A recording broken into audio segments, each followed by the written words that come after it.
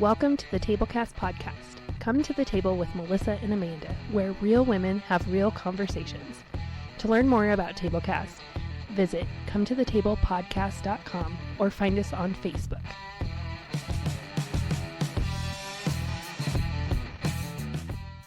Hey, hello, and welcome to the table. You're here at Tablecast with Melissa, Amanda, and today we have Matte Downey. She's a wonderful author, and oh my goodness, tell us about you. You tell us about you. I could do the introduction, but you tell us about you. Go for it. Well, where do I start? Maybe at the beginning. I grew up on a farm in the prairies of central Canada. So you might hear me say a boat or something like that. You'll hear a Canadian accent in there sometimes, which is fine. I love it. And I grew up in a Mennonite community. So we were very church and faith and community centered, and also a bit closed, should I say, to outsiders. And the landscape where I grew up, it's prairies, farmland. Well, there's some cows too, other animals. But you can just see as far as the horizon in all directions. And it's a wonderful, wide open sky kind of feeling. And in my book, I kind of talk about that, how this wide open landscape on the outside didn't really translate into a wide open landscape on the inside. And especially theologically or in my faith, because the faith community I grew up in, the Mennonites, if you know anything about it, it's a broad spectrum really of Mennonites. Some are very much a closed community and some are very open.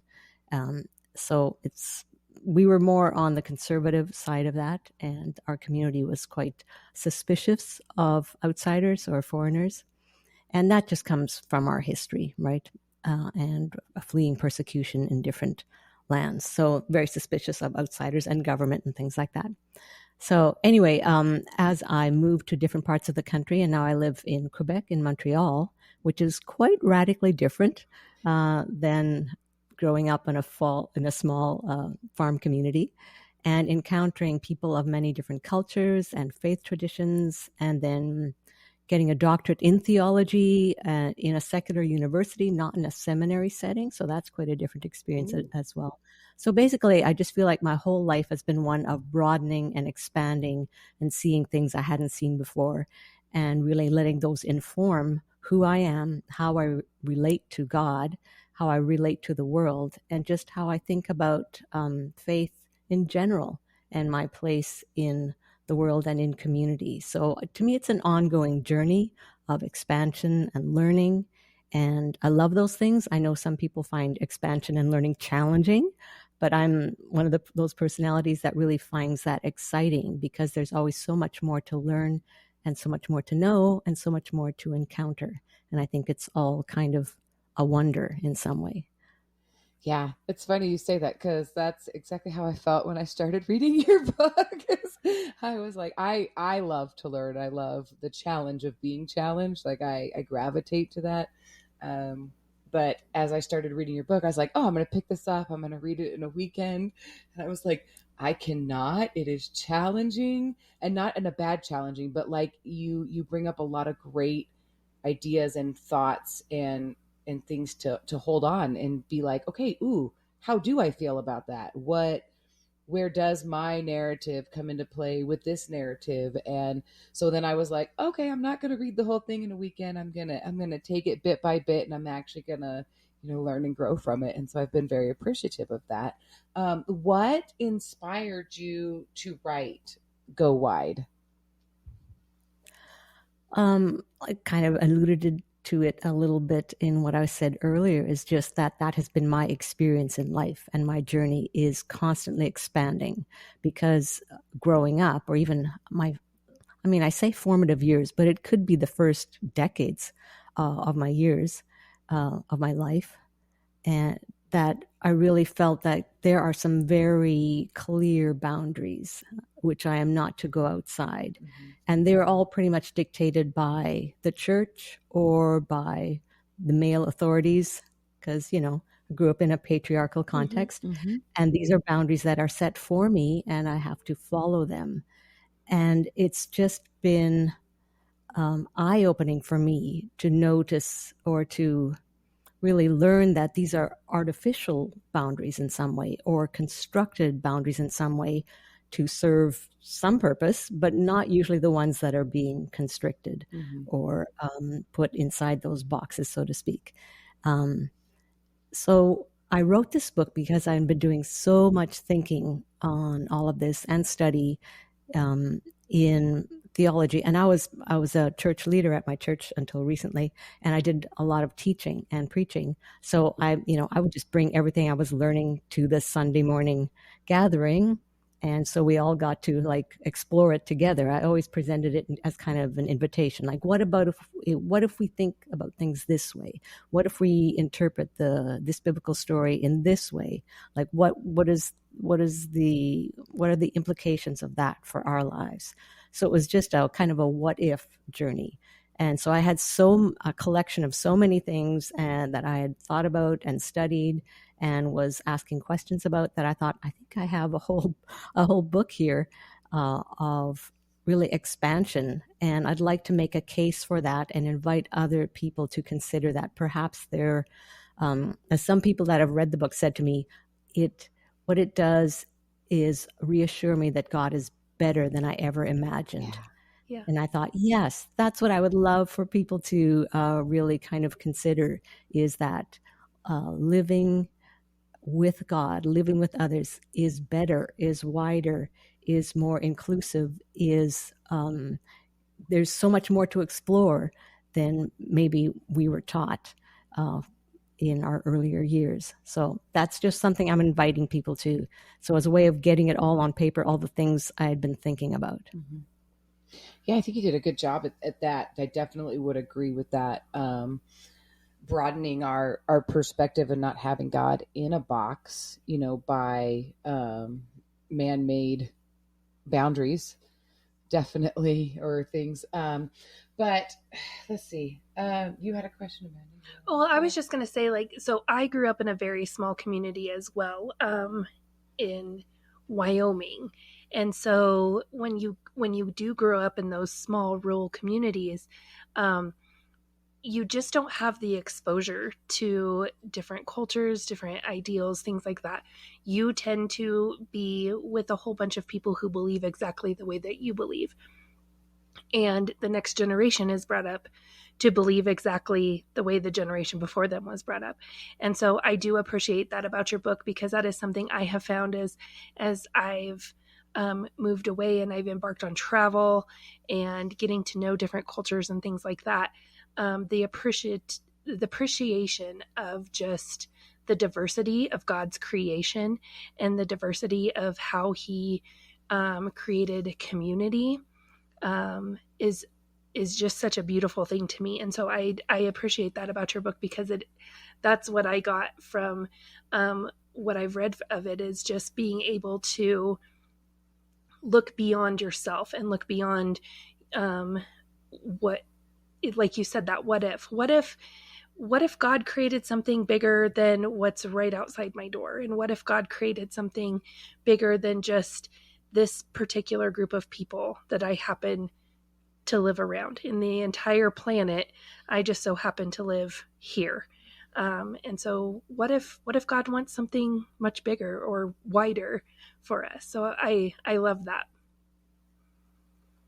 Yeah, one of the things I sometimes say is, just because I've experienced it myself, is moving to Montreal and having to live as an Anglophone in a very French place and a very international place. Like sometimes, and I take public transit because I don't have a car, and I love it. I feel like I have my own personal chauffeur and I'm just sharing this car with 30 other people. But anyway, I sometimes look around the bus and I go, I think I might be the only white person here. And then this is fantastic. And I'm not hearing English anywhere on the bus as well. And I think this is good for me. And so my mantra has kind of been like, not that I'm trying to tell people what to do, but everyone should get the chance to live as a minority at some point in their life, because it really helps you embrace humility. And because we tend to universalize our experience and say, well, what I've experienced is how everyone experiences the world. And that's just not true. There are so many different experiences. So I think it's helpful, especially for us who are used to living in majority settings, to live as minorities and experience life, what it means when not everything is catered to you. The assumption is not that you belong. You really have to overcome barriers all the time. And I think, well, that's the experience of a lot of people in this world. And I think the experience of many people in the biblical stories are people who are always trying to overcome obstacles. And unless we can identify with that in some way, we're going to miss some of the riches that are there in those stories to see, and the nuances and the meanings that would come out of them. So, but on the other side of that, I've now added to that, not just it's good to live as a minority, but I think for people who are always having to overcome obstacles, can we give them the gift of being in spaces where they are just automatically assumed to belong? Yeah. And where they are in some ways, yes, get your own space, have all your own food, be the majority so you can just relax and feel safe and know that you belong without someone questioning that all the time. So I'm thinking, how can I do that better in my world?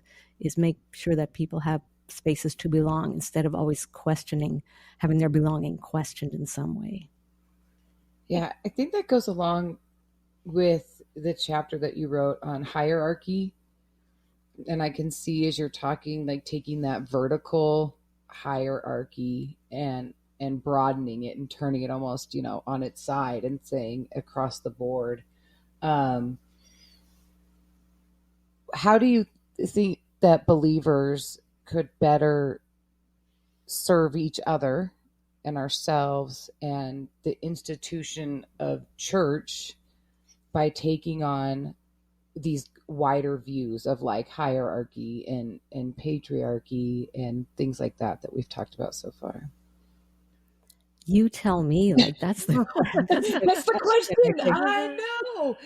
Well, let's come up with an answer right here, right now, and we'll solve all that problem. No worries. No, that's why I asked. We talk about that so much of like coming into an age for Amanda and I where we have been, we came to a place where all of a sudden everything, it was just wrong. It wasn't good. And we were like, okay, we have to like dissect this and pull it apart and figure out what is going on. And when you are confronted with what are we doing, first of all, as especially here in America, as the American church culture, what are we doing? What have we established and set up in the last 200 years?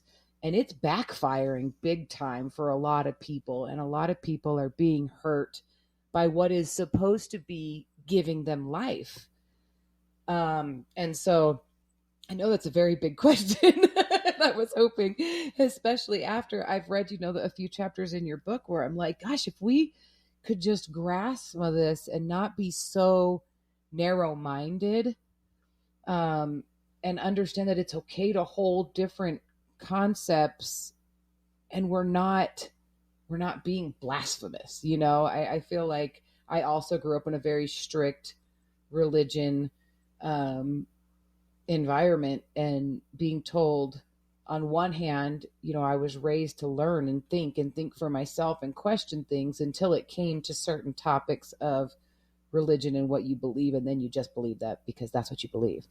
And so for me personally, conversations like this and getting to meet people like you and broadcast these conversations and say, hey, think for yourself, ask the questions, it's safe and it's okay, is kind of my answer. Like how I would almost answer that question. I'd be like, we challenging people and getting them on board to be like, nobody's going to beat you with a ruler if you ask a question. But was there anything that you found like fascinating or surprising as you were doing your research for your book? Yeah, and I'll answer some of what you were saying earlier. Okay. Some people have asked me, do you write about the issues of the day, or do you have any commentary on that?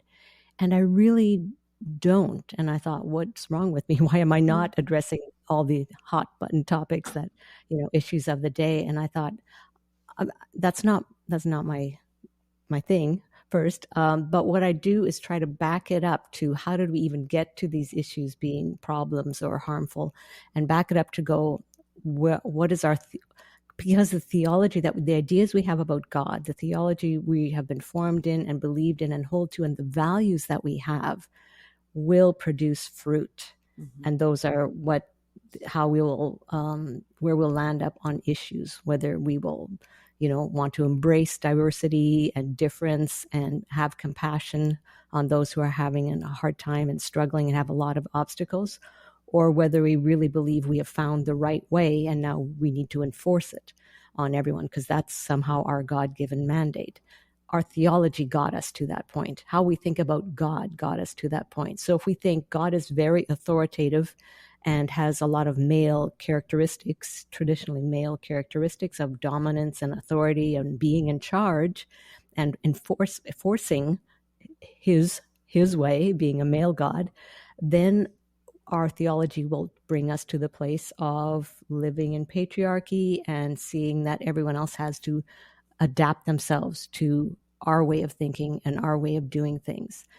But if we back that way up and say, maybe our theology is not quite where it should be because it's producing bad fruit, let's take a closer look at our theology. And like you say, ask some questions. And I think in Western theology, we're not very good at teaching people how to ask really, really good questions. We're just passing on information. I have the information and I will deposit it in you, and you just keep depositing it and passing it on to the next generations and everyone that you meet. Instead of, the Hebrew tradition actually is to teach people how to ask really, really good questions and to be able to hold several interpretations at the same time and go, oh, this is so multifaceted. And we, as our Western mindset, we're just not trained that way. And I think it's our loss in some ways. So I'm trying to learn from those other traditions. And I think surprisingly, as you ask what surprised me, I think just finding so many other interpretations of stories that are out there. I didn't make these things up.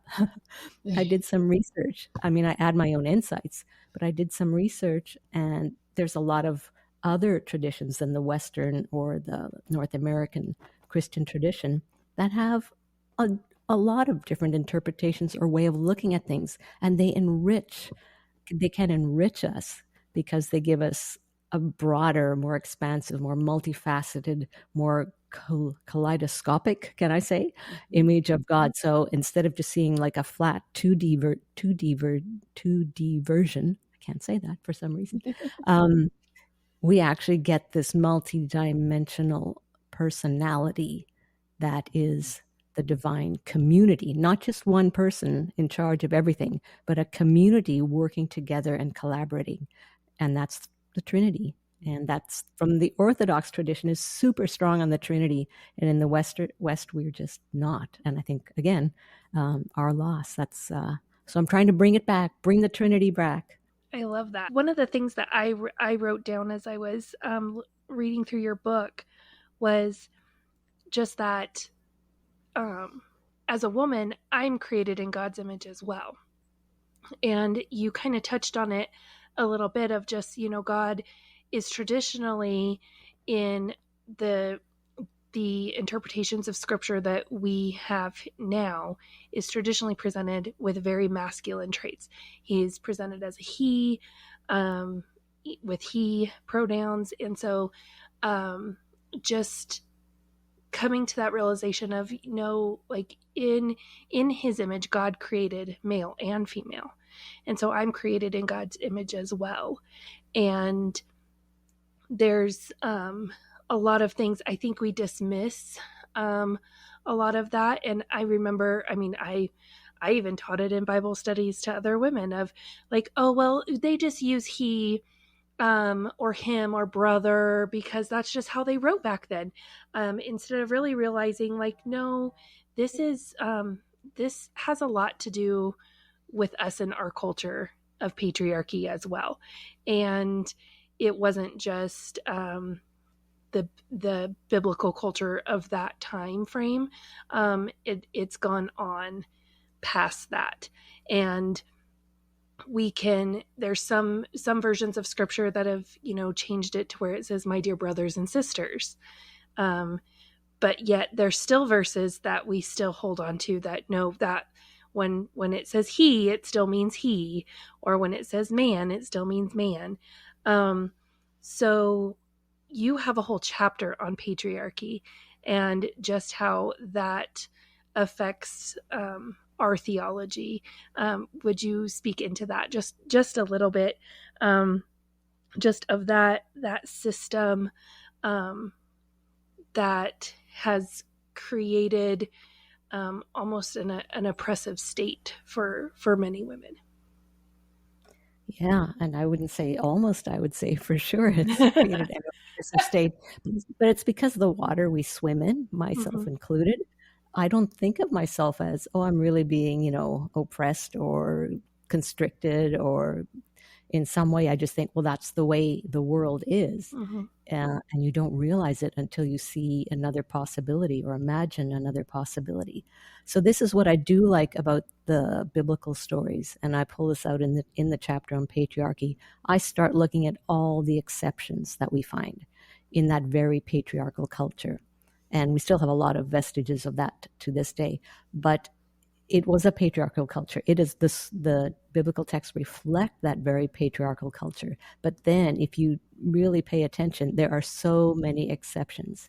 And I talk about primogeniture. So basically patriarchy being where the pater, or the father, is the main ruling figure in society and in the family. And the firstborn son kind of holds all the power, authority, wealth, inheritance. So anyone not lucky enough to be born the firstborn son, well, sorry, your life's just not going to be that great. Yeah. Can't help you there. But then we see Isaac, Jacob, David, Solomon. All of these are not the firstborn sons, and yet they are the ones that are chosen to carry on and carry forward their family legacy. And so immediately patriarchy, the rules of patriarchy are being undermined ever so slightly if you just pay attention. And even that shows up in one of the names of God of Abraham, Isaac, and Jacob. In that very phrase you're getting, and patriarchy is being undermined. I mean, you just have to know where to look for those clues. And I also talk about where inheritance and agency, things that were not given to women in that culture, we see some specific stories, like the whole book of Ruth is just a wonderful story of how, well, the first chapter, you know what they do? They kill off all the male characters. Like anyone hearing that story in a very patriarchal culture would go, well, what's this story going to be about? The people that matter are not even in the story, and it's all about women. It's a chick flick, like that. It's opposite. It's like opposite of every Disney movie out there. Instead of the mom not existing, dying, or whatever. I never thought of it that. I gotta laugh at that for just a minute. That's hilarious. All right, go ahead. Sorry. No, it is, and we kind of miss it because we've been, I don't know, we just taught to read them in a certain way. Boaz is the hero. No, Ruth is the main character. She comes up with this scheme that's kind of legal, but kind of bending the rules, and provides for Naomi. Like, she runs the whole show. It's a very ironic book in some way. And at the end of the whole book, guess who shows up in the genealogy of Jesus? Boaz, not Ruth. So patriarchy is kind of like, and we've just kind of closed the chapter on this wonderful, strong woman, and we're back to the men. We'll just list men from now on. So it's a beautifully written book in many ways. And another story is from the daughters of Zelophehad, who demand an inheritance because women were property. They couldn't own property. And they go to Moses, yes, and demand some inheritance because they don't want their father's property to be lost. Anyway, there's a whole story about that and how they do get an inheritance, but then they have to marry men within their tribes because the tribe was scared of, so they end up being placeholders. But still, you see all these exceptions, which I think is an acknowledgement of the writers, and I think the spirit kind of letting us know that patriarchy isn't the picture of God that we're supposed to have. Right. I and agree. there are all these exceptions to give us those clues. Yeah, you ready? I just recently read a book by an author. His name is Paul Ellis, and he wrote a book called The Silent Queen. And one of the things that he mentioned in there was this concept that we're talking about here of women being no more than, like, they had no rights. They were property. They really had no worth more than your donkey. And he talks about even going back to the Ten Commandments. He's like, you have God who wrote the Ten Commandments, and he says, honor your father and mother. And why would a God who puts women in second place tell you to honor your mother if she's no worth no more to you than your donkey? Like, and we glaze over that, and we totally miss, that even God himself is honor your mother, and that take a day of rest for your sons and your daughters and your male servants and your female servants. Like, this is all God speaking contrary to the cultural belief of patriarchy. And so I think it's awesome that you address that in such a wide way, with so many different examples and everything. That I feel sometimes like I sit here and I go, how come I feel like like how did I just believed it, I'm like, or even I remember one place I was reading in your book where, you were talking about it within like the Latin tradition and through the Protestant tradition of like all the soles, the Christ is the sole authority, but the Bible is the sole authority, and those actually you can't have both be this. I was like, duh, like you can't sit here and tell me scripture is the ultimate authority, but then Jesus is the ultimate authority. Like, which one is it? So I appreciated that. But I feel like that's kind of the journey as we go through this, is where you start to go, oh, we are just a bunch of contradictions walking around sometimes. So on kind of like the theme of patriarchy here for just a second, we've talked to other women who have taught, have been pastors, have written books, have challenged these ideas, and they have received some pushback for being a woman. Is that something that you have experienced, being an author, writing about the things that you have, being a theologian, being a leader at a church? Have you experienced any pushback like that? Never has a man corrected me or told me I didn't know what I was talking about or not made space for me. Like, why would you even ask that? I There needs thought to you be were serious for. a sarcastic emoji here or something. Oh my gosh! No. No, never. Love it. I love it. And the unicorn, never experienced Yes. No, that's a really good question. I didn't mean to make fun, but that was perfect. But it's interesting because I've been in a lot of different spaces. So when I go back to visit my Mennonite family, I feel very much that I'm not listened to as much as the men in the room. In the church, because theology and the church are very male spaces. Mm-hmm. So yeah, I do get that quite a bit. Well, I'll go to a conference. I go to academic conferences and present. And if it's an evangelical conference or a Christian theology conference, I will always notice, there's very few females in the room. Mm-hmm. However, if I go to a religion conference or a university academic kind of based conference, pretty much equal.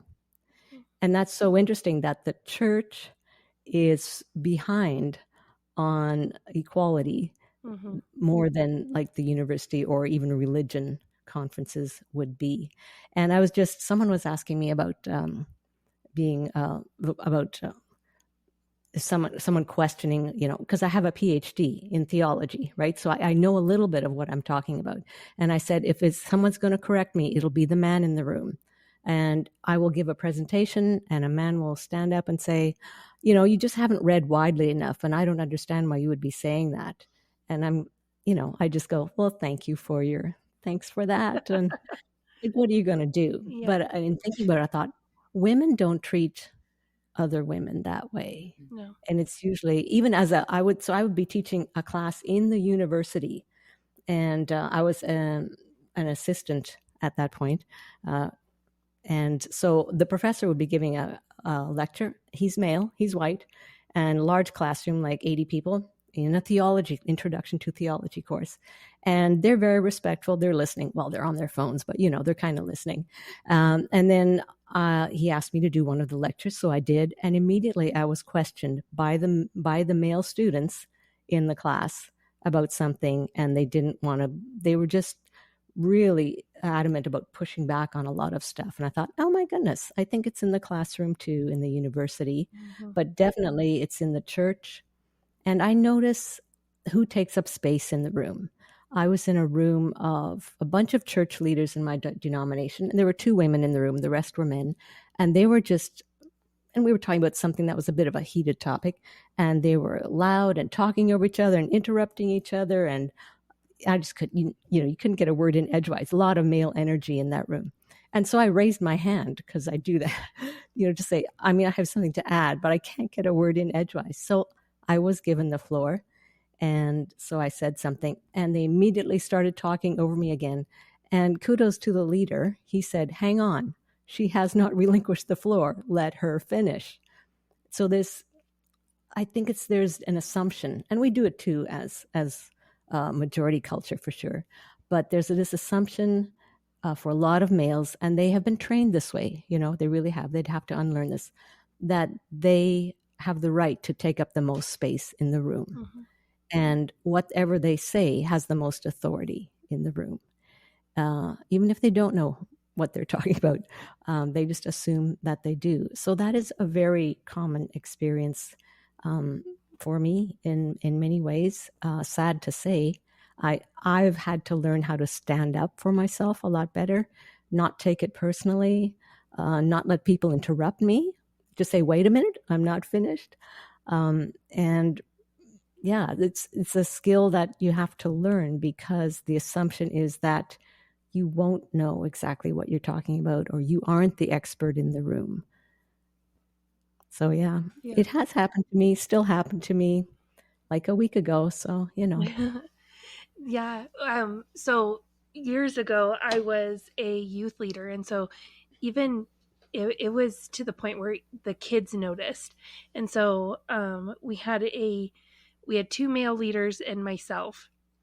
And I was doing a majority of the teaching that evening. We kind of like rotated through. And as I was teaching, this one male leader would interrupt me, would talk over me, would question me, would be like, oh, I don't think that's right, Miss Amanda, in front of the kids. But when the other male leader would talk, and he caught on to what was going on. So he started almost just repeating in his own words what I said. And the guy would just nod along with him. And it was to the point where the kids even noticed. And so they had approached us afterwards, after this other male leader had left me and the other main male leader. They were like, we noticed him. He doesn't respect you. He doesn't respect what you are saying. This other male leader was saying the exact same thing you were, and he was listening to him. He wouldn't even listen to you.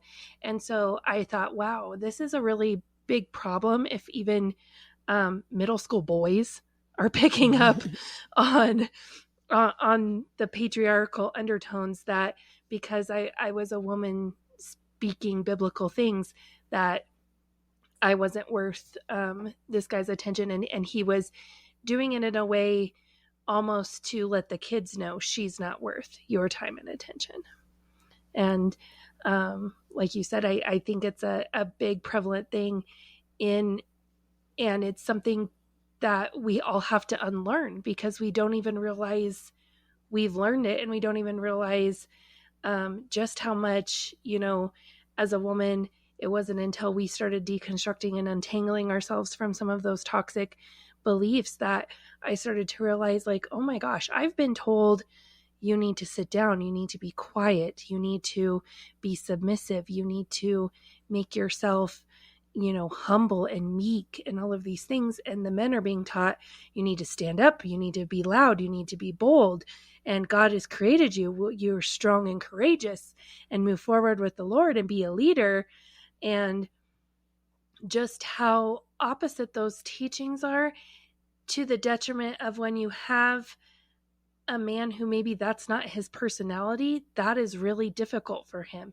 And if you have a woman with a personality like mine, that was very difficult for me to just sit down and shut up and you know, nod along and take notes.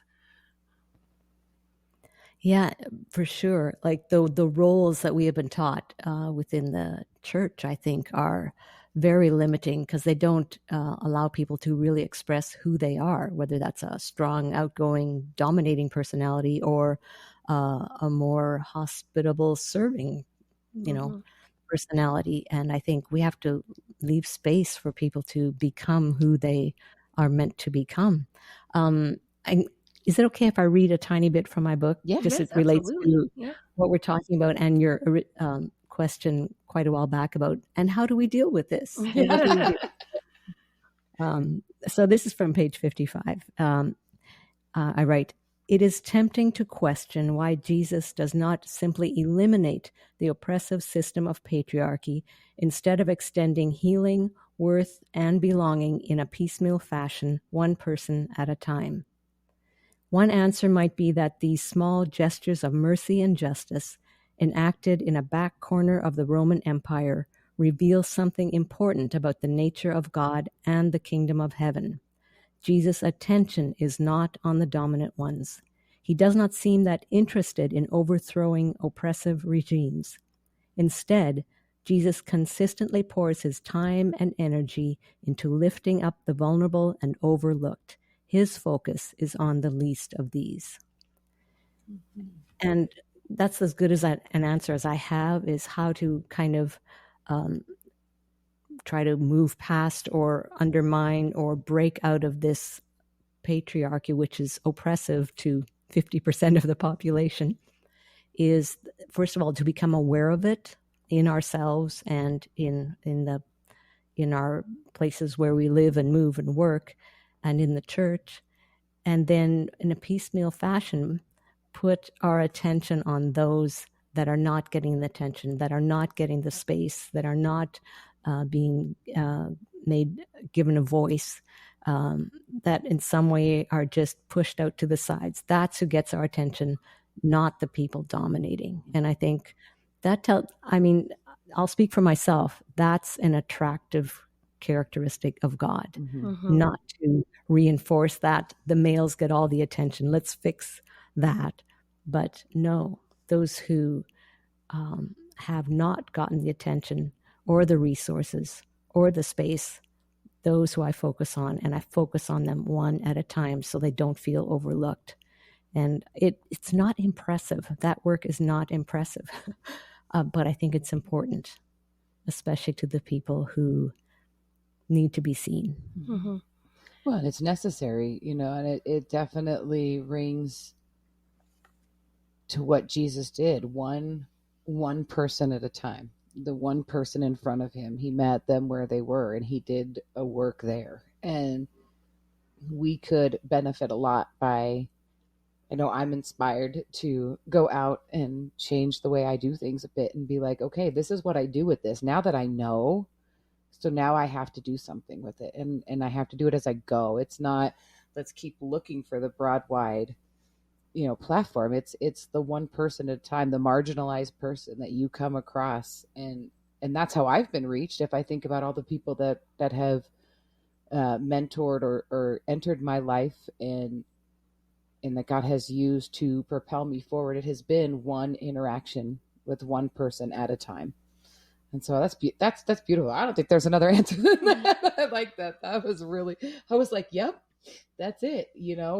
Change my attitude to be, I can do something, and I can do something in every interaction that I have in my day-to-day, and where I see there being a need. Yeah, and I think the temptation is to meet force, I'm just using that as a broad term, with force, instead of to meet something that's really powerful and kind of just bulldozing other people over, not to meet that with the same kind of forceful energy, but to meet it with a different, like in a different spirit, to come and approach that so that the whole kind of vibe or atmosphere changes. And I think this is what Jesus was so brilliant at, is changing the if I can say that, the vibe of the encounters. You know, people would come with a certain energy to Jesus and he would just change that. Yeah. And say, no, we're going to do things differently. And they're like, what? This is, we don't know what to do with this, you know?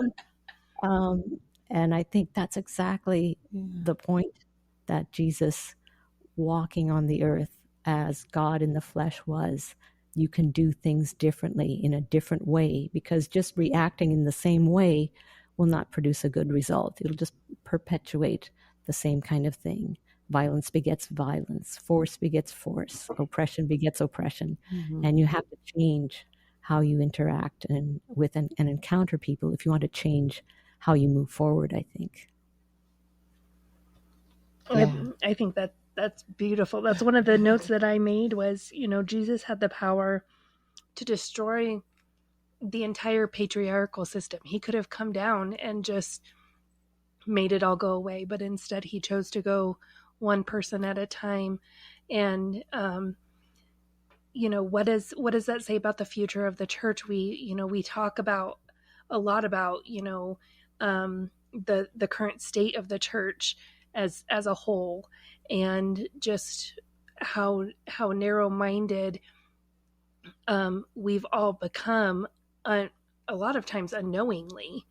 And how can we fix that? And, you know, I think for me, it was really eye-opening of like, you know, I really wished like it was just like one big thing, like, oh, if we just could do one big thing, it'll change it all. But no, that was what Jesus did. He went person by person, and you know, one conversation, one act, one, you know, standing up for someone who was, you know, considered an outsider or being oppressed or, you know, about to be stoned to death or, you know, whatever that was, you know, he did it one thing at a time. And so, and changed the landscape of like cities and cultures. And you think so of the woman of the well, she went back into her town. You know, one conversation with Jesus and an entire town's landscape was changed. Sorry, I didn't mean to No, you're good. I think like, you know, I tell my kids a lot, like, you know, you might not be able to change the world today, but you can change the world for one person. And, you know, I think if there was enough of us that were, you know, doing that, there could be change, and there could be, you know, a big shift in the way church functions as a whole in America. Yeah, definitely. I was just going to mention the woman at the well, someone that, you know, on the outside, on the margins, and Jesus just recognizing her agency as a person and how she's just been discarded by all these men, and basically recognizing her intelligence and her insight. And Jesus doesn't proclaim the good news. The disciples don't proclaim the good news. He just gives it all to the woman and highlights her and says, you go. You've got it. Like, this is yours to do. And I see Jesus doing that often, is giving in a story, just putting the highlight or the spotlight on the woman and saying, you preach this, you tell this, you get the central part of the story, and you get to say those words that people will be repeating, or the words that will change the community, or in whatever way, or the action that changes something, that is that tipping point for that community or her family. And Jesus doesn't even need to do it himself. He goes, you do it. And I think that's just beautiful. Yeah. That's wonderful. I think my biggest takeaway from this is the inclusivity. Is that the word? Is that a word? Yeah. Inclusive. I'll use one I know. Inclusiveness and diversity that we need to have as believers. What would be a takeaway that you would want our listener to walk away with, if there was something that you could sum up besides go read my book, because everybody needs to read Matt's book. Like, you need to. And what would you want them to take away from this conversation? That's always the hard question, isn't it? Just one takeaway.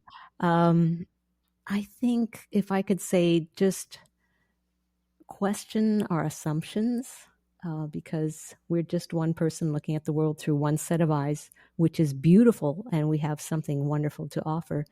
But there's a lot of other people that see things that we don't see, experience things we don't see, and they can offer us wisdom and insights as well. So what I've done is really expand the voices that I listen to, so the books that I read, because theology and literature in the church is very much male dominated and European centric. So I really read outside of that. I read indigenous theology, I read feminist theology, I read liberation theology, so that's from South America. Like, listen to different voices. They have wisdom to give us. And so even on my social media, I'm very intentional about broadening the type of information or the type of feed that I have coming in, to make sure it's not all, like you said, not all an echo chamber, that I'm just hearing voices that sound exactly like me. I want to learn.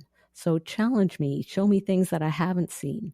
And I have learned so much through that. So I'd say, take a look at your newsfeed, take a look at your bookshelf, take a look at who you listen to on podcasts, and go, is there any diversity here? Maybe I just step outside, if that's challenging to you, just step outside and add a few and see what you think. Because I know a lot of them, some are quite confrontational, but a lot of them are invitational. They really want to help people learn about things that they have seen and experienced that would be different than someone else has. And they want to help people learn about that and see that in a way that they can receive it. So yeah, go outside your bubble and explore a little bit. There's a big, wide, wonderful, diverse world out there, even in theology or spirituality, to learn from. It's beautiful. Well, thank you so much, Matt, for joining us today. Again, her book is called Go Wide, Reimagining the Landscape of Theology. And we are going to link not only her website in our show notes, but we will do a direct link to Amazon so that you can get her book. But thank you so much for joining us today. Well, thank you for having me. I've really enjoyed our conversation. Thanks for joining us at the table. If you enjoyed today's episode, please feel free to share Tablecast with other women and leave us a rating on your listening platform.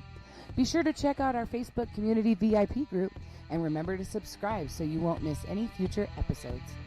Tablecast is a production of Asha Media.